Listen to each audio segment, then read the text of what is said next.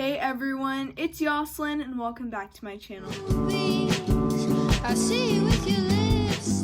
So for today's video, I'm going to be showing you guys how to make these rings with wire. They're really easy to make, and if you want to know how to make them, then just keep on watching. So what you're going to need to make these rings are 20 gauge wire. I took it out of the packaging, but I saved the packaging so you guys can see which one I used. I got this at Joann's craft store. So it's just the 20 gauge wire. Here it is. You're also going to need pliers. This is kind of optional, but it does make the ring a lot easier to make. And it's even better if you have the pliers that can cut wire. These can't, so I also had to use these, which are cuticle cutters, just because they cut the wire and I didn't have anything else to cut them. I thrifted this necklace and it came with a whole bunch of little beads on it.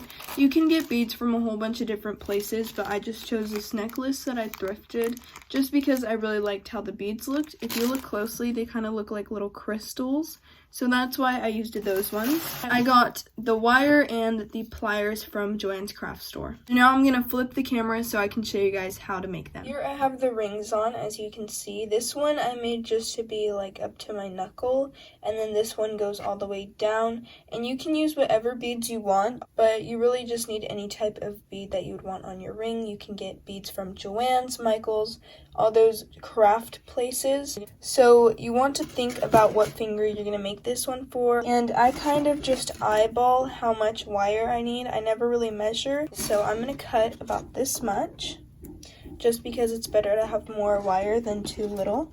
Okay, so now I'm going to get my bead, and I'm going to put this on my wire, like so, and I'm going to fold this in half.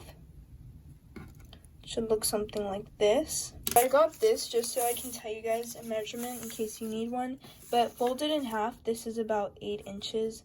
So I'd say this is about 15 to 16 inches, and that's just how much this one is. Folded in half, it's probably like 7 or 8. So that's the measurements for that. You really don't need exact measurements. You just need to make sure you're going to have enough wire. You just need something that's round. I'm just going to use my finger, but just know that when you start wrapping the wire, it does get smaller. So let's say I wrap this ring around this finger, it's probably going to fit this finger. So if you want to make it bigger, just keep that in mind. So I'm going to wrap this one on my thumb, like so. So it should look something like this, and it's not going to fit my thumb, but I'm just using my thumb as the measurement. And I'm going to wrap it once, then I'm going to get the other wire and I'm going to wrap it on top like that. And I'm going to wrap mine again just because I want it to be thicker, like so, and then I'm going to wrap this one again. So I have 1, 2, 3, 4, 5 times that I wrapped it. Then I'm going to take the ring off, and it should look something like this. And then I have 2 little pieces of wire, and what I'm going to do with this is I'm going to get this one, and I'm going to wrap it on the bottom. So it should look something like that. And then I'm going to get this one, and I'm going to wrap it on the top. So now we kind of have a circle going around the little gem.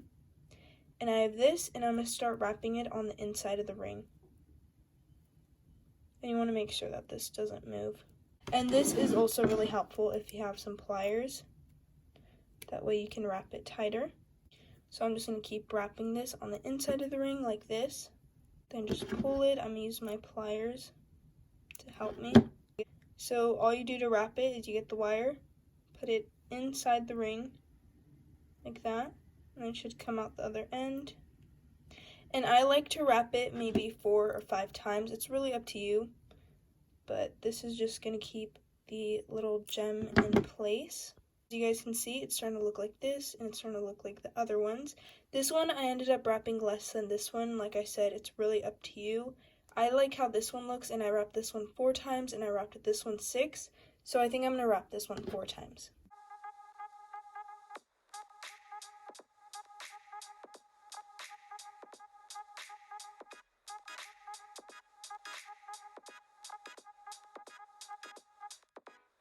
And now I'm done wrapping it.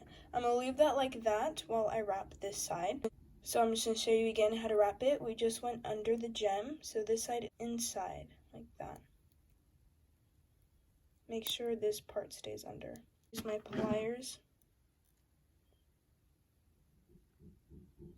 to help me tighten it.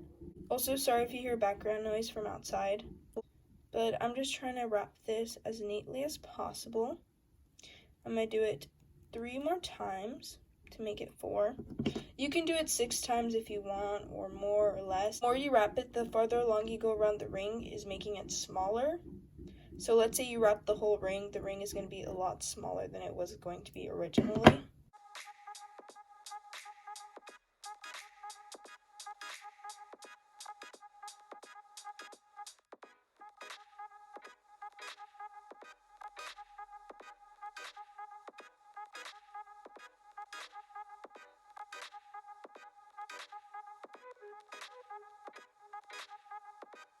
This is the last time I wrap this side, and now we're going to cut the ends off. It should look something like this, and now we're going to cut these ends off. If you have pliers, that would work, but I don't, so I'm just going to use these cuticle cutters for nails. And you're going to want to cut it on the top. Do not cut it on the inside, because if you do that, every time you put the ring on, it's going to scrape you. So that's why I always cut it on the top, that way it never scrapes me. I kind of push it to be on the top, and then I cut it like about here, like that. And it's still kind of sharp, so what I do is I get these pliers and I just push it down. That way I know it won't cut me.